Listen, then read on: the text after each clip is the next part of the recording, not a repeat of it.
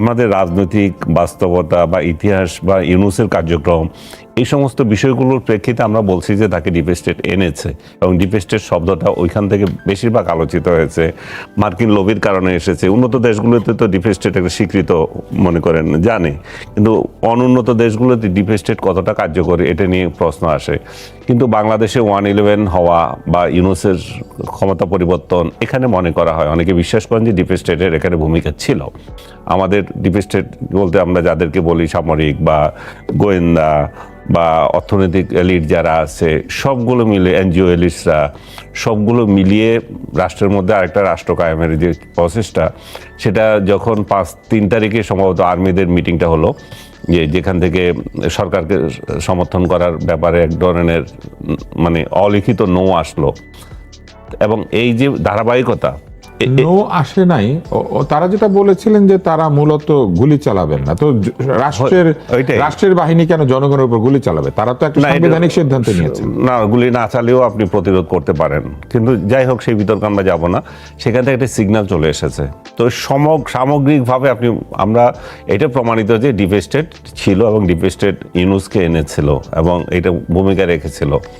এবং ওই প্রেক্ষাপটে এখন যদি আপনি বলেন যে ইয়ের কথা, যে আসিফ মাহমুদের কথা, যে তাদেরকে 29 পর্যন্ত থাকতে বলেছিল। 29 পর্যন্ত হচ্ছে যে শেখ হাসিনা হচ্ছে হারাম, কিন্তু তার টেনিউরটা হচ্ছে হালাল।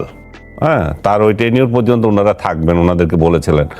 তাদেরকে যে থাকতে বলেছিল, এটা আমি ডিপ স্টেট নিয়ে আমার কোনো ইয়ে নাই, মানে বিতর্ক নাই। তাদেরকে যে থাকতে বলেছিল এটা হচ্ছে একদম চরম মিথ্যাবাদিতা। তাদেরকে থাকতে বললে ইউনুস গদি ছাড়ে? ইউনুসকে গদি ছাড়ানোর জন্য কত পরিশ্রম করতে হলো, মানুষকে রাস্তায় নামতে হলো, যে ইউনুসকে নিয়ে মিটিং করতে হলো, সে ইয়েতে লন্ডন যেতে হলো। তারপরে সেনাপ্রধান একটা ডেডলাইন দিলেন যে অত তারিখের মধ্যে নির্বাচন করতে হবে। দেখেন কত চিঠি চালাচালি, কত মান অভিমান, কত কিছু করেছে। মানে তার মতো একটা বেহায়াকে সরানোর জন্য রাষ্ট্রের কত মানে সময় ব্যয় করতে হয়েছে, যেটা 3 মাস বা 6 মাসে ইলেকশন করতে পারতো, সেটা সে 18 মাস দীর্ঘায়িত করেছে। এবং এই দীর্ঘায়িত করার ফলে রাষ্ট্রটাকে একটা জাহান্নাম বানিয়ে দিয়েছে। তো এমন একটা পরিস্থিতিতে আপনি তাকে থাকার যে বিষয়টা বলছেন, আপনি নিশ্চয়ই খেয়াল করেছেন, যখন বিদেশে যাইতো সে কতগুলো ভাড়াটিয়া লোক দিয়ে দিত। তারপরে আপনার ঈদগাহ মাঠে গিয়েছে, সেখানে কতগুলো ভাড়াটিয়া লোক দিয়ে দিয়েছে, আজীবন চাই আপনাকে, আজীবন চাই, এগুলো করেছে। কিন্তু করার ফলেও কিন্তু থাকতে পারে নাই। কেন থাকতে পারে নাই? কারণ হচ্ছে যে যারা স্টেক হোল্ডার যারা ছিল, তাদের চাপ ছিল যে যারা ক্ষমতায় আসবে, বিএনপি বলেন, জামাত বলেন, জামাত যে তাকে রাখতে চেয়েছিল অনন্তকাল, তাও না, জামাতও তাকে নিশ্চয়ই একটা সময় পর্যন্ত সহ্য করবে না, এরকম একটা। জামাত তো 1.5 বছর পরে ইলেকশন দিতে জামাতও বলেছিল। সো এখানে যারা ক্ষমতায় আসবে তারা তাকে তো চাচ্ছিল না, তারা চাচ্ছিল না বিদায় তাকে যেতে হয়েছে, এবং তাদের সাথে আপোষ করে যেতে হয়েছে। এবং সে যে ইলেকশন দিবে না, এটা অনেকটা পরিষ্কার মনে হচ্ছিল সবার কাছে। দিবে না, ডিলে করবে, যে সে তো গদি ছাড়ার তার তো কোনো যেহেতু ইতিহাস নাই, তো সবাই আশঙ্কা করছিল সে যাবে না। কিন্তু সেটাকে আবার সে তথাকথিত সংস্কার একটা নিয়ে আসছে আবার, যেটা সে নিজেই মানে না। এই সংস্কারের বিরুদ্ধে যাচ্ছে, এরা সংস্কারের বিরুদ্ধে যাচ্ছে, এই যে ধোঁয়া তুললো বিএনপির বিরুদ্ধে, বিএনপি সরাসরি আর আসতেও পারলো না।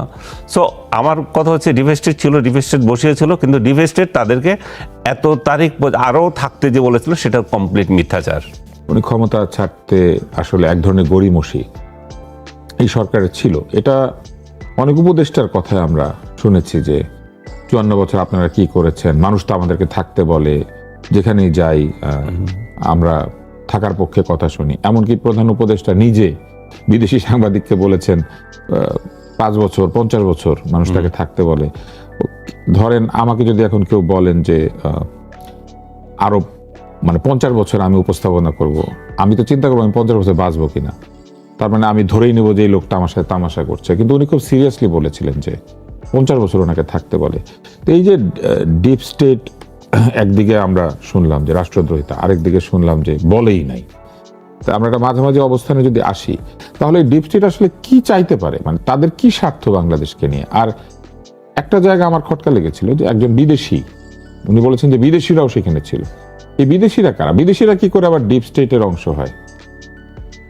যে না এই যে উইকিপিডিয়া যে সংজ্ঞা পেলাম ওখানে বিদেশি টিদেশি নাই, হ্যাঁ, এই জন্যই আমি মানে সংজ্ঞার বাইরে বিদেশিও আছে। ওটা এখন ওনার সংজ্ঞায়িত করছেন, মানে উনি হচ্ছে আমি বলি আসলে হলো গিয়া ডিপ স্টেট হলো গিয়া এই স্টুডেন্টরা, মানে সব স্টুডেন্ট তো না, ওরা মানে যারা ক্ষমতা যারা পেয়েছিল। বলছে যে আসিফ মোহাম্মদ বলছে না, এরাই ডিপ স্টেট। কারণ এরা তো যখন শোনেন একটা জিনিস হলো কি, ডক্টর ইউনূস যখন বলেছেন যে ছাত্ররা আমার প্রাথমিক নিয়োগকর্তা, তখন এদের মাথা খারাপ হয়ে গেছে, জাস্ট মাথা খারাপ হয়ে গেছে। মানে আমরা নিয়োগকর্তা, এই দেশের সরকার আমরা বানাই, মাথাই খারাপ। তাহলে আমরা যদি বানাই তাহলে আমরা মেয়াদও নির্ধারণ করি, তো ওনারা মেয়াদ নির্ধারণ করবে, মানে মজাই মজা একটা গানই আছে, আছে না, মজাই মজা। আর কয়দিন আগে সে হলের ক্যান্টিনে খাইতো, একজনে খাওয়া দুজনে ভাগ করে খাইতো, সে এখন সকাল বিকাল তার যাওয়া হয় ওয়েস্টিনে, যাওয়া হয় মানে কি রেগুলার যায় আর কি ওখানে। ডিপ স্টেট কি কাউকে চাইলে পরে মেয়র বানাতে পারে? এটা কিন্তু একটা চিন্তার ব্যাপার। তাহলে তো আসিফ মাহমুদ মেয়র হয়ে যাবেন এবং কত 31 সাল পর্যন্ত মেয়র থাকবেন। আমি তো চাই আসিফ মাহমুদ আমার এখানে মেয়র হোক। আমি আবার ওই এলাকার বাসিন্দা, তো ঢাকা দক্ষিণের বাসিন্দা। আপনি দক্ষিণের বাসিন্দা? হ্যাঁ। আপনার এলাকায় মশা আছে? আছে না, আমি চাই আসিফ মাহমুদ মেয়র হোক। আমি চাই এ কারণে, মানে ওনার ওই ভবনটা ওনার খুব প্রিয়। এই তো মূলত আপনার ইশাকের সঙ্গে ওনার একটা ঝামেলা হলো 1996-97 সালে আমি ওখানে অফিস করতাম। আচ্ছা, অফিস করতেন। ভবনটা খুবই চমৎকার, ভবনটা খুবই চমৎকার।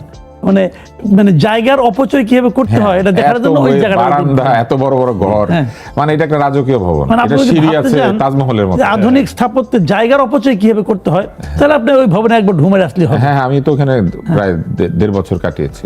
একটা বারান্দা এরকম, বারান্দার মধ্যে একটা ফ্ল্যাট হতে পারে। হ্যাঁ, 7 তলায় বসতাম। তো আমরা উপলব্ধি করতে পারবো, নিজের গাইড চামড়া দিয়ে বুঝতে পারবো যে উনি কি পরিমাণ কিভাবে চালাতে পারেন না পারেন। কাজে আমি চাই, আন্তরিকভাবে চাই উনি পাশ করেন, উনি মেয়র হন। কিন্তু আমার ধারণা যে ওনারা তো এক ইলেকশন করবেন এইবার আসলে ওনাদের স্ট্রেংথটা টের পাওয়া যাবে, এটা আমার ধারণা আর কি। যদি ইলেকশন কবে হবে আমরা জানি না এখনো, যদি হয় দেখব। কিন্তু ডিপ স্টেট ওনাদেরকে হেল্প করতে পারবে কিনা এটা আমি বলতে পারবো না, কারণ ইলেকশনে তো আমার ভোটটা তো দিতে হবে। আমার ভোটটা কি ডিপ স্টেট দিয়ে দিবে, নাকি আমি ভোট দেওয়ার সময় ডিপ স্টেট আমার হাতে, ডিপ স্টেট গুনে বসে, নাকি ডিপ স্টেট আমার হাত ধরবে, এই তুমি এখানে দাও, তো পারবে না। তো দেখি আমরা সবাই মিলে ভোট দিয়ে ওনাকে মেয়র বানাই দিই, তারপর দেখি উনি কি করেন। বাট ডিপ স্টেট জিনিসটা কি শোনেন, আমি বলি একদম আমরা যদি ওটা হালকাভাবে বললাম ডিপ স্টেট কারা, কি সমাচার বোঝার চেষ্টা করলাম, তা আমি যদি একটু বুঝি, আরেকটু বুঝি আমি, সেটা হলো যে আসলে ডিপ স্টেট কি বলেছে, 29 সাল পর্যন্ত থাকতে বলেছে, 5 বছর। তো 5 বছর থাকার কথাটা, 29 সাল পর্যন্ত থাকার কথাটা কিন্তু প্রথম বলছিল ধর্ম উপদেষ্টা। আমার ওনাকেও ধরা উচিত যে উনি কিভাবে 29 সাল পর্যন্ত বললো, তার মানে উনিও ডিপ স্টেটের একজন মেম্বার হতে পারে। এনসিপির আলোচনা সমস্ত টক শোতে আসলে বলতো, আচ্ছা, এনসিপির আলোচনা বলতো ওদের 5 বছর থাকা উচিত। বললাম না, আসলে ওরাই ডিপ স্টেট। কয়দিন পরে ওনার উপর যখন দায়টা আসবে, এটা আগে এড়ানোর জন্য ওনারা আগাম একটা নিরাপত্তা ব্যবস্থা নিয়েছেন এবং এটা বলেছেন। এটা হলো আমার প্রাথমিক ধারণা। আবার আরেকটা জিনিস মাঝে মাঝে মনে হয়, ওই যে বললেন না প্রথম, আপনি তো বললেন একটু, ঈদগাতে ইউনূস সাহেবকে বলেছিল 5 বছর চাই আপনাকে, যারা বলেছিল ওই লোকগুলো যদি ফটো থাকে আপনার ভিডিও থেকে দেখতে পারেন, আমার ওই লোকগুলো ডিপ স্টেট যারা বলেছিল। ধরেন উনি যে বলেছেন যে অনেকে আমাকে 10 বছর থাকতে বলছে, আমরা যেমন জনসভায় লোক পাঠাই, ডিপ স্টেট পালে না, হইতে পারে ওনাদের। আবার উনি বলছিলেন না আমাকে অনেকে 10 বছর থাকতে বলছে, ওনাকে জিজ্ঞাসা করা উচিত কারা বলছে, তারা হলো ডাবল ডিপ স্টেট, 10 বছর বলছে, 50ও বলেছে, 50 বলছে, তারা হলো আপনার 10 টাইম ডিপ স্টেট। এবং তারা খুব আশাবাদী ডিপ স্টেট, আশা করেছে 50 বছর উনি বাঁচবেন, তাতে প্রায় আমার 136 বছর বয়স হবে। আসলে ইংলিশ ফানি কথাবার্তা। একটা রাষ্ট্র কতটা অনিয়মতান্ত্রিক হতে পারে এবং মুখে এক কথা বলে এবং কাজে আরেক কথা, মানে আরেক কাজ করে, এরকম একটা অবস্থা আপনি দেখে এসেছেন। তো এই যে আপনি ইদানিং ডক্টর ইউনূসকে বেশ কঠিনভাবে সম্বোধনও করে থাকেন, একজন ব্যক্তি এত লেখাপড়া জানার পরেও বা এতভাবে কানেক্টেড হওয়ার পরেও এবং পৃথিবীর শ্রেষ্ঠ গণতান্ত্রিক দেশের মেডেল পাওয়ার পরেও উনি কেন আমাদের এখানে গণতান্ত্রিক সে আচরণ করতে পারলেন? এটা হচ্ছে ওনার আসলে রাজনৈতিক অভিজ্ঞতার খুবই অভাব। উনি পদক পেয়েছেন, আমেরিকার 2টা সর্বোচ্চ পদক পেয়েছেন উনি। না ওই পদকটা তো রাখেন, ওগুলো টাকা দিয়ে পাইতো, এগুলো এমন কিছু না। এবং তার PR কোনো ফার্ম নোবেল ছিল। বিজয়ী তার একই সাথে সমস্ত নোবেল, টাকা তো তার পিয়ার ফার্মের মানে একই সাথে নোবেল এবং 2টা সর্বোচ্চ পদক পাওয়া ব্যক্তি পৃথিবীতে 7 জন, তার মধ্যে উনি একজন। এবং না তার পদক নিয়ে কোনো ইয়ে নেই, তার পদক কিভাবে পাইছে পাবলিক জানে তো। গণতন্ত্রের এরকম একটা দেশের এত বড় পদক পাওয়া ব্যক্তি আমাদের এখানে গণতান্ত্রিক আচরণ করলেন না কেন? কারণ হচ্ছে তার রাজনৈতিক অভিজ্ঞতা নাই। এই সয়েলে তো সে রাজনীতি করে না, সে তো অন্য সয়েলের, সে তো এই সয়েলের মানুষ না। ইউনূসের প্রধান সমস্যা হচ্ছে সে বাংলাদেশকে ধারণ করে না, সে বাংলাদেশিদেরকে মানে আজে বাজে কথা বলে, জালিয়াত। পাটপার বলে, জালিয়াত বলে। তো এরকম একটা লোক এই দেশে ক্ষমতায় এসছে জাস্ট ফর এনজয়। সে মরার আগে একটু এনজয় করে গেছে বা যা আমরা করি সবই তো মরার আগে করি। আমি যেমন অনুষ্ঠান করছি, আপনি করছেন, আমরা তো কোনো না কোনো একদিন তো সকলের না না না, তার শখ তো বহু আগে থেকে ছিল। 111-এর আজকে কৌশলবদের খোঁজা হচ্ছিল, 111 কৌশলব খুঁজতে গেলে তো ইউনূসের নামও আসবে। কারণ আমি স্পষ্ট মনে আছে 111-এ সে রাজনৈতিক দল খোলার চেষ্টা করেছে এবং রাজনৈতিক দল খুলতে গিয়ে ব্যর্থ হয়েছে, তার কোনো সাড়া আসে না। কারণ মানুষ রাজনৈতিক অভিজ্ঞতা সম্পন্ন লোকের কাছে রাজনীতি নিতে চাইবে, তার তো কোনো সেরকম অভিজ্ঞতা না, রাজনৈতিক দল কিভাবে খুলতে হয় সেটাও জানে না। পরে যখন দেখলো যে কোনো সারা শব্দ নয়, আমি তখন একটা লেখা লিখছিলাম যে বার্ট্রান্ড রাসেলের উদাহরণ দিয়ে। বার্ট্রান্ড রাসেল 2বার, ওর তো 1বার পাইছে, হয়তো 2বার নোবেল পাইছে। সে কিন্তু রাজনীতি নেমেছিল, কিন্তু গোহারা হারছিল, বুঝছেন? তো সে যায় শেষবেলায় যায় তার কনস্টিটিউয়েন্সিতে জিজ্ঞেস করছে যে তোমরা কেন আমাকে ভোট দাও না? বলছে এটা তোমার কাজ না, তুমি নোবেল পাইছো, তুমি ইয়ে জিনিস তোমার যে কাজ সেটা এটা না, এই নিয়ে আমরা তোমাকে ভোট দিই না। উনিও এসে বুঝেছেন যে ওনার বেল নাই এখানে। তারপরে আপনার প্রিয় লোক আনিসুল হক সাহেব যখন তারা তখন ইয়েতে ছিলেন, মানে ওনার পেছনে ছিলেন, আপনি জানেন কিনা জানি না আমি, আমাদের সব টেলিভিশনের হেডদের উনি ডাকলেন ইয়েতে, এই গুলশান ক্লাবে। আমাকে ডাকে নাই। না আপনি তখন টেলিভিশন হেড ছিলেন না। না না, আমাকে এমনি তো ডাকে না, উনি আমার এত মানে প্রিয়, কিন্তু ওইসব জায়গায় আমাকে ডাকে। ওইসব জায়গায় ডাকে না। আচ্ছা, তারপরে পরামর্শ নিতে চাইলেন যে বিদায় নিবে কি করে, এত ফ্লপ করছে, তার রাজনীতি আগাচ্ছে না। মানে ডক্টর ইউনূস এখন ইউনূসের হয়ে তারা পরামর্শ নিতে চাচ্ছে যে কিভাবে বিদায় নেবে। আমি বললাম যে একটা স্টেটমেন্ট নিয়ে চলে যেতে বলেন, এবং সেটাই করছে। মানে প্রেস কনফারেন্স বা মুখোমুখি হওয়ার কোনো সাহস তার নাই। তো সে কিন্তু তখনও খায়েশ ছিল যে তার রাজনীতি করবে এবং তাকে ক্ষমতা দেবে কতদিন। তাকে তো কিন্তু ইয়েও হতে চাইছিল, তাকে তো প্রথম দিকে চিন্তাও করা হচ্ছিল যে তাকে প্রধান উপদেষ্টা বানাবে। সেই লোভী লোকটা তখনও বলে দিচ্ছে কতদিন থাকবে, টেনিও চাই, আমি 5 বছর চাই, বা এরকম একটা বড় সময় চেয়েছিল। শুনেছি আরো বেশি। আচ্ছা যাক, সে হেন তেন করে ফেলবে, আল্লাহ জানে কি তখন যদি করতো কি অবস্থা হইতো। এখন 18 মাসে যা অবস্থা করে গেছে, আপনি তো আজকে লিখলেন, টিকা নাই, এত মানে একটার পর একটা বের হবে। এখন সে যে কত সুশাসন দিয়ে গেছিল বাংলাদেশকে। তো ইউনূস তখনই ব্যর্থ হয়েছে এবং 111-এর কৌশলীদের সাথে তার সম্পর্ক ছিল, কারণ সবার রাজনীতি নিষিদ্ধ। সে তখন রাজনৈতিক দল করে মাঠে নামে। তাহলে কিভাবে এটা পারে? আজকে 111-এর কৌশলীদের যে খুঁজতেছে, তাহলে কৌশলবদের মধ্যে সেও একজন। এবং সে এবারও ব্যর্থ হওয়ার মূল কারণ হচ্ছে তার কোনো রাজনৈতিক প্রজ্ঞা নেই, এবং সে কতগুলো আবর্জনাকে নিয়ে এসেছিল এবং ওইগুলাকে দিয়ে তার সভা পরিশোধ করেছে। এই ডাস্টবিন দিয়ে কি রাষ্ট্র চলে বলেন আপনি? এগুলো তো একটা মৌলিক একটা ইয়ে থাকতে হবে যে আপনি রাষ্ট্রটাকে কিভাবে এগিয়ে নেবেন। রাজনীতিবিদদের জন্য রাজনীতি, আমাদের সাধারণ লোকের জন্য না। আপনি যতই তাদেরকে দুর্নীতিবাজ বলেন, হেন বলেন, তেনা বলেন, তারা তো প্রমাণ করেছে যে এই কাজটা তাদেরই, এবং তাদের সারা ওয়ার্ল্ডে সেটা রাজনীতিদের বিরুদ্ধে কিভাবে সৎ রাখা যায়, স্টেট কিভাবে তাদেরকে চাপ দিয়ে রাখতে পারে, জনগণ কিভাবে চাপ দিয়ে রাখতে পারে, নির্বাচন প্রক্রিয়া কত স্বচ্ছ হতে পারে, সবগুলোর উপর নির্ভর করে তাদের সততা। শাস্তি হয়, কিন্তু সে কতগুলো অপদার্থকে নিয়ে এসেছিল যাদের কোনো রাষ্ট্র পরিচালনার কোনো জ্ঞান নাই, এনজিও কথা, তার আত্মীয় স্বজন। এই যে মহিলাটা যেটা স্বাস্থ্য মন্ত্রণালয়ের দায়িত্ব নিয়েছে, তার স্বাস্থ্য সম্পর্কে কি জ্ঞান আছে বলেন? সে ইয়েতে ছিল, তার এনজিওতে কাজ করতো। সো এইভাবে সে যে লোকগুলোকে এনে গিয়েছিল, রাষ্ট্রের যখন ক্ষয় হচ্ছিল, মানে ঋণ বাড়তেছিল, সব কিছুতে দেখছে যে পতন হচ্ছে, তখন ডিপ স্টেট তাকে কেন চাইবে? যারা তার কাছের লোক ছিল যাদেরকে ডিফেস্টেড মনে করা হয়, তারা তো তাকে এই জন্যই চাইবে না। সেই কারণে তার টেনিউর এগিয়ে এসেছে। এবং আগে যেটা বলেছিলাম, তারেক রহমানরা তো ক্ষমতায় যাবেন, বিএনপি তো ক্ষমতায় যাবে, তারা ক্ষমতার সবচেয়ে বড় অংশীদার বা দাবিদার, তারা কেন তাকে অনন্তকাল থাকতে দেবে? তারা যদি চাইতো ইউনুস ইলেকশন দেবে না, 5 বছর থাকুক, সে তো দুনিয়াদারি কিছু চিন্তা করতো না, থেকে যাইতো। কিন্তু তারা যেহেতু ক্ষমতায় আসবে, তারা ক্ষমতার অংশীদার, দীর্ঘদিন আন্দোলন করেছে, রাজপথে সংগ্রাম করেছে, এবং তারা আওয়ামী লীগ বিএনপি এমন দুইটা দল, ক্ষমতার লড়াইতে তারাই পারস্পরিক শক্তি। তো সেই জায়গায় তারা কেন তারা দিবে? এই জায়গায় তারা এগিয়ে এসেছে যে না, আপনার এনাফ, এবারে যান আপনি। জুলাই যে গণভোট, সেই গণভোটের অধ্যাদেশ তারা নাকি বাতিল করে দিবেন, এবং তারা আন্দোলনের বিপরীতে চলে গিয়েছেন, এরকম এক ধরনের একটা প্রতিবাদ তারা করছেন, সংসদেও করছেন, এবং হুমকি দিচ্ছেন যে রাজপথে দুর্বার আন্দোলন একটা গড়ে তোলা হবে। আপনার কি মনে হয়, আসলে কি বিষয়টা সেই রকম, নাকি বিএনপি এখন যেটা করছে সেটার পেছনে যথেষ্ট যুক্তি রয়েছে? আমি একটা কথা বলি, যে জিনিসটা নাকি এনসিপি এবং জামাত ইসলাম বলছে, তাদের মূল বক্তব্যটা কি? তাদের মূল বক্তব্য হলো দুটো। এক হলো জুলাই সনদ বাস্তবায়ন করতে হবে, আর এক হলো জুলাই সনদ সংবিধান সংস্কার পরিষদের মাধ্যমে বাস্তবায়ন করতে হবে। বিএনপি বলতেছে যে আমরা জুলাই সনদ অক্ষরে অক্ষরে বাস্তবায়ন করব, কিন্তু আমরা সংবিধান সংস্কার পরিষদের মাধ্যমে করব না, আমরা সংসদে করব। যেভাবে সংবিধান সংস্কার করা হয় আমরা সেই প্রক্রিয়ায় করব। তাহলে পার্থক্যটা কোথায়? পার্থক্যটা হলো দুটো জায়গায়। এক নম্বর জায়গা হলো বাস্তবায়ন প্রক্রিয়া নিয়ে পার্থক্য। আরেকটা পার্থক্য হলো যে সরকারি দলের প্রতি এই বিরোধী জোটের অবিশ্বাস, এই জায়গাটায় পার্থক্য।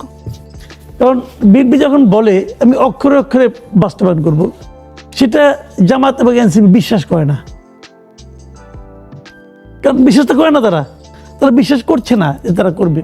এখন তারা যদি বাস্তবায়নের কাজটা যদি শেষ হওয়ার আগ পর্যন্ত, আপনি কি করে বলবেন যে তোমাকে আমি বিশ্বাস করি না? কেন বলবেন? কি চান? না, আপনি ভাত খাবেন, ভাত রান্না হবে। এখন এই ভাত নাকি গ্যাসের চুলায় হবে, নাকি লাকড়ির চুলায় হবে, নাকি ইলেকট্রিক স্টোভে হবে, নাকি কেরোসিনের স্টোভে হবে? এটা কি ইম্পর্টেন্ট, নাকি ভাতটা ইম্পর্টেন্ট? ভাত ইম্পর্টেন্ট। তাহলে ওইটা নিয়ে তারা টানাটানি করতেছে কেন? আমার প্রশ্নটা কেন? বিএনপি বলেছে যে ওইটা আমি যদি ওই প্রক্রিয়ায় করি তাহলে তোরা অসাংবিধানিক হবে। ওটা সংবিধান কোথাও নাই। আজ হোক কাল হোক, একসময় আমি এটা প্রশ্নের মুখে পড়তে পারি যে তুমি এটা কোন আইনে করলা। আপনি যে সময় যে কাজটা করবেন ওই সময়ের আইনটাকে তো আপনার মানতে হবে, কিন্তু ওই আইন দিয়ে করবেন। এখানে তো রেট্রোস্পেক্টিভ এফেক্ট চলবে না। আপনাকে আইন, সেই আইনটা কোথায়? উনি বলতেছেন না, এটা বলে আবার তাদের একটা মুখস্থ যুক্তি আছে যে আন্দোলনের সময় কি সংবিধান মেনে আন্দোলন হয়েছিল? না, হয় নাই। তখন সংবিধান মানে এটা বলে যে সময়ের প্রয়োজনে হয়েছে, ওইটা যদি হতে পারে এটাও হবে না, তা হবে না। আমি ছোট্ট একটা এক্সাম্পল দিয়ে বলি। আপনার সঙ্গে একটা সুন্দরী নারী যাচ্ছে, আপনি দেখলেন যে ওই নারীর সামনে একটা বড় গর্ত, সে গর্তে পড়ে যাচ্ছে, আপনি চট করে তার হাত ধরলেন, তাকে গর্তে পড়া থেকে রক্ষা করলেন। আপনি কিন্তু এটা সময়ের প্রয়োজনে করলেন। এখন সবাই আপনাকে হাততালি দিল, আপনি এটা ভালো কাজ করছেন। এখন আপনি সুন্দরী নারী দেখলে যদি হাত ধরেন, যদি বলেন যে এটা তো সময়ের প্রয়োজনে করতেছি, এখন অন্যরা বলবে ভাই আমি যেটা সময়ের প্রয়োজন বুঝি না, আর আপনি বলছেন যে আমার ভিতর থেকে আমি তাকে তো অনুভব করেছি, এটা সময়ের প্রয়োজন। জনগণের অভিপ্রায় হবে না রে ভাই। কোনটা সময়ের প্রয়োজন, কোনটা সময়ের প্রয়োজন নয়, এটা জনগণ ঠিক করবে। আপনি এনসিপি ঠিক করবেন না, আপনি জামাত ঠিক করবেন না, এটা জনগণ ঠিক করবে। তো এখন এই জায়গাগুলোতে প্রবলেম কি? প্রবলেমটা হচ্ছে গণভোটটা নিয়ে। আমি এটা বলে শেষ করি, এই পার্টটা বলি। দেখেন, গণভোট একটা অবৈধ জিনিস, টোটাল অবৈধ। আমাদের সংবিধানে কোথাও গণভোটের অস্তিত্ব নাই। তারা বলে আমি এটা গণভোট অধ্যাদেশ করেছি, 2025 নভেম্বরে করেছি। কি করতে পারে? আইন করতে পারে। গণভোটকে আইন না। আইন করার জন্য সিম্পল মেজরিটি লাগে, 151 জন হলেই হয়। গণভোট হলো সাংবিধানিক একটা প্রক্রিয়া, ওটা সংবিধানে অন্তর্ভুক্ত করতে গেলে আপনার 2/3 মেজরিটি লাগবে। যে জিনিসটা, এবং ওই 71-এর একের পরে 71 2 আছে, ওখানেই আছে, কিন্তু এমন কোনো অধ্যাদেশ করা যাবে না যেটা সংবিধানের সঙ্গে সাংঘর্ষিক। গণভোট সংবিধানের সঙ্গে সাংঘর্ষিক, কাজে আপনি গণভোট অধ্যাদেশ জারি করতে পারে না। রাষ্ট্রপতির গণভোট অধ্যাদেশ জারি করার কোনো এখতিয়ারই নাই, তাকে তো জোর করে এটা করানো হয়েছে। কোনো এখতিয়ারই নাই। তো এখন আপনি এটা কি জবাব দেবেন বলেন? একটা অবৈধ ঘটনার মাধ্যমে একটা যে জিনিসটা আপনি ঘটিয়েছেন, মানে এটা হলো পুরো জিনিসটা ডক্টর আলী রিয়াজ এই ভদ্রলোক এই দেশটাকে শেষ করে দিয়ে গেছে রে ভাই। পৃথিবীর মানুষের কাছে এই দেশটাকে হাস্যকর করে দিয়ে গেছে, প্রমাণ করে দিয়ে গেছে এই দেশে কেউ কিছু বুঝে না, এক আলী রিয়াজ সাহেব বুঝেন। উনি এসে আমাদের বুঝাই দিয়ে গেছে এটা গণভোটের মাধ্যমে করতে হবে। শুরুর থেকে আমি ওরা এই ব্যাপারে বলতেছি এটা ঠিক হচ্ছে না, ঠিক হচ্ছে না, ওইটাই সে করছে। আচ্ছা আমি নয় বুঝি না, বাদ দেন, আমি কিছু বুঝি না। শাহদিন মালিক সাহেব উনি তো কিছু বুঝেন রে ভাই, উনি বলতেছেন যে হ্যাঁ, গণভোটে উনি এরকম হয় না, বারবার বলেছেন। হ্যাঁ। এটা হতে পারে না। আলী রিয়াজ সাহেব সব জানতা বুঝে, আর তারা কিন্তু সব জানতা সমর্থক ডক্টর ইউনূস। ডক্টর ইউনূস যে কি বুঝেন, উনি ক্ষমতা নিয়েছিলেন ব্যক্তিগত প্রতিহিংসা চরিতার্থ করার জন্য এবং নিজের ধান্দাগুলিকে আদায় করে নেওয়া যাওয়ার জন্য। মোটামুটি কলামিস্ট, পরিবেশবাদী এরকমদেরকে নিয়ে তার একটা সরকার তৈরি করেছিলেন। আপনার কাছে আসি, আপনার কি মনে হয় এই আপনি 111-এর সরকারের কথা একটু আগে বলছিলেন এবং অন্তর্বর্তী সরকারও কিছুদিন আগেই পতিত হয়েছে, কিন্তু অন্তর্বর্তী সরকারের বহু রেখে যাওয়া জঞ্জাল এখন পরিষ্কার করতে হচ্ছে বিএনপিকে। এবং শুধু জঞ্জাল যে পরিষ্কার করতে হচ্ছে তাই না, অনেক গিট্টু, অনেক ধরনের জটিলতা, এগুলি নিয়ে বিব্রতকর পরিস্থিতি তৈরি হচ্ছে। আপনার কি মনে হয় যে এটা কি আসলে কত দ্রুত এটা করা সম্ভব এবং বিএনপির আসলে কি করা উচিত? বিএনপি চোখ বন্ধ করে ওর যত অপকর্ম আছে সেগুলোকে মুছে দেওয়া দরকার। যে এবং এই অধ্যাদেশ যেরকম ফেলে দেবে কতগুলো যেগুলো অপ্রয়োজনীয়, যেমন গণভোট অধ্যাদেশ, সেটাও তো একটা অপ্রয়োজনীয় এখন প্রমাণিত। ভোট করছে, করাইছেন, আপনার ইচ্ছে ছিল, আপনি ক্ষমতা ছাড়তেছেন না, আপনার খায়েশ আছে গণভোট করবেন, তাই আমি হাঁ করছি, তখন যান, এখন ভোট হয়ে গেছে এবং ভোটে তো অটোমেটিক কিছু লোক পাইছে, নতুবা তো এটা কুত্তাও ভোট দিতে যাইতো না, এমন পরিবেশ তৈরি হইতো যে মানে যারা সমর্থক ছিল তারা 2-4 জন যাইতো, সাধারণ মানুষ যাইতো না, কুত্তা যেত না। বলতো আমি যে সাধারণ মানুষের যে পার্টিসিপেশন সেটা হতো না। তো সেই অবস্থাতে যে একটা ইলেকশন হয়েছে সেটাতে আপনি কিছু ভোট পেয়েছেন দেখাচ্ছেন, কিন্তু এটা অগণতান্ত্রিক ছিল এবং অবৈধ ছিল, সেটা আমরা এই ইলেকশনের বহু আগে থেকে বলে আসছি, প্রতিদিন বলছি, যেখানে গিয়েছি সেখানেই বলছি।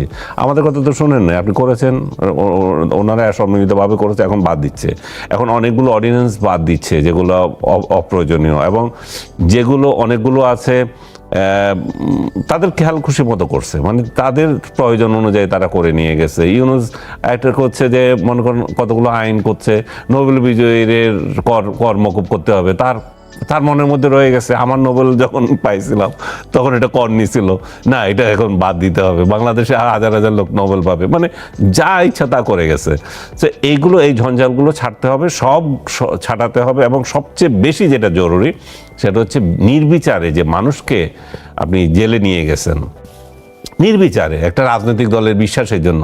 আওয়ামী লীগ তো নিষিদ্ধ কোনো দল ছিল না, আওয়ামী লীগ একটা দল ছিল, তারা যার যে দলের সঙ্গে যারা অপকর্মে জড়িত ছিল আপনি তাদেরকে সাজা দেন, আপনি দেখা গেল সবগুলারে বিদেশে পাচার করে দিয়েছেন, চলে গেছে আপনার খায়ের সব লোকজন, এই নিরীহ পোলাপান কতগুলোকে আপনি জেলে ভরিয়ে রেখেছেন। আমি জেল তো ঘুরে এসেছি, আমি দেখেছি সমস্ত লোক নিরীহ লোক, এবং এগুলো মুক্তি পাচ্ছে না, একটার পর একটা মামলা দিচ্ছে, একটার পর মামলা আসছে।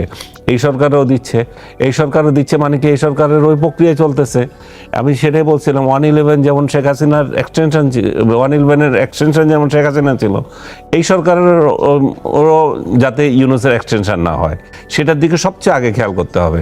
আর যদি এক্সটেনশন হয় তাহলে বিরাট একটা বিপর্যয়ের মধ্যে পড়বে, এবং ইউনূসের এই ঝঞ্ঝাল তারা কেন নেবে? আপনি যেটা বলছিলেন, আমিও যেটা বলছি, আমরা সবাই যেটা বলছিলাম, যে ইউনূস যদি নির্বিচারে যদি কোনো লোককে জেলে দিয়ে থাকে, এবং সেটা তাহলে এই জেল কেন হচ্ছে, বারবার কেন পিডাব্লিউ আসতেছে, বারবার কেন মানে নাম নাই আমার, তারপরও আমাকে অজ্ঞাতনামা ব্যক্তি হিসেবে মামলা দিচ্ছে, এগুলোর ব্যাপারে ইমিডিয়েটলি অ্যাকশন নিতে হবে তাদের, নতুবা একটা জাতীয় ঐক্য তৈরি হবে না। আমাদের যে বিভক্তিটা ইউনূস যেটা খণ্ড খণ্ড করে দিয়ে গেছে, আমাদের মধ্যে পরস্পরের যে হিংসা তৈরি করে দিয়েছে, তো আর আওয়ামী লীগকে তারা কাছে পাবে না, আর আওয়ামী লীগ তো তাদের উপর অনেক অত্যাচার করেছে, এখন করবে, সেটা তো নাই, মানে গ্যারান্টি নাই যে এখন করবে।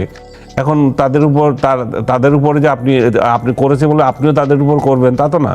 আমার কথা হচ্ছে যে প্রতিহিংসা বাদ দিতে হবে, প্রতিহিংসা দিয়ে রাজনীতি করতে হবে, এবং আওয়ামী লীগ নিজেদের শুধরাইতে হবে। তারা যে অ্যাটিটিউড নিয়ে রাজনীতি করেছিল সেই দিন শেষ। তাদেরকে বুঝতে হবে যে আমরা যদি আবার রাজনীতি ফিরে আসতে চাই, ওই অ্যাটিটিউড থেকে বেরোতে হবে। এবং এই যে আওয়ামী লীগের শীর্ষ নেতারা যে উল্টা পাল্টা কথা বলছে, এগুলো সবগুলো যাচ্ছে, প্রতিহিংসা একটা তৈরি হচ্ছে। এবং এই যে নিরীহ কর্মীরা যে জেলে আছে, এরা জেল থেকে মুক্তি পেতে এগুলো সমস্যা তৈরি হচ্ছে, কারণ এদের অ্যাটিটিউড তো চেঞ্জ হয় নাই। তো সার্বিকভাবে সরকার যেমন নমনীয় হতে হবে, সরকার যেমন ইনক্লুসিভ। সময় বিএনপি এবং বিরোধীদের উপর অত্যাচার করেছে, আবার এখন আওয়ামী লীগের নেতারা এমন সব কথা বলছে নিজের লোকদের উপরে যাতে অত্যাচার হয় সেটা না, মানে তারা বুঝতেছে না যে এই কারণে সরকারও তাদের অ্যাটিটিউড চেঞ্জ করছে না। তো কেন তারা এগুলা করবে? মানে তারা নিজের কর্মীদেরকেও কেন এইভাবে নির্যাতনের মুখোমুখি করে দিচ্ছে তাদের উল্টাপাল্টা কথা বলে? বা এটা কি বলবো, আমি তো 15ই আগস্টে বলেছিলাম, 5 আগস্ট সরকার চলে গেছে, 15ই আগস্ট ঢাকাতে সবাইকে আসতে বলছে, সে 32 নম্বরে শ্রদ্ধা জানাতে। 32 নম্বরে তো সবসময় তো গোপালগঞ্জে যেত, টুঙ্গিপাড়ায় যেত, হঠাৎ করে 32 নম্বরে কেন? তার মানে 5 আগস্টে যে আন্দোলন হয়েছিল তার একটা কাউন্টার করতে চেয়েছিলেন আপনারা, দরকার ছিল না তো। এবং এত তাজা রক্তের মধ্যে আপনি আবার কাউন্টারে চিন্তা ভাবনা করা। অবশ্যই আপনি রাজনীতি করবেন, আপনার বিশ্বাসকে আপনি পালন করবেন, কিন্তু এটা সময় অনুযায়ী করতে হবে। সময় কখন সেটার চিন্তা হচ্ছে না। আওয়ামী লীগের নেতৃত্বের মধ্যে মনে হয় যে নেতৃত্ব ব্যর্থ, কমপ্লিট ব্যর্থ বলেই তো তারা ক্ষমতা থেকে ছাড়তে হয়েছে। এবং তাদের যদি আসতে হয়, তরুণ নেতৃত্বকে চিন্তা করতে হবে। তাদের ইভেন তারেক জিয়ার কাছ থেকেও তো শিখতে পারে তারা, যে নতুন নেতৃত্বকে কিভাবে সামনে নিয়ে আসবে, এবং নিজের দল করা সলিড লোকদেরকে কিভাবে সামনে আনবে। এগুলো তাদের শেখা হচ্ছে। তারা যে পুরনো বুড়া বুড়িদের নিয়ে এখনো বেঁচে আছে, ওই রাজনীতি আর চলবে না তো।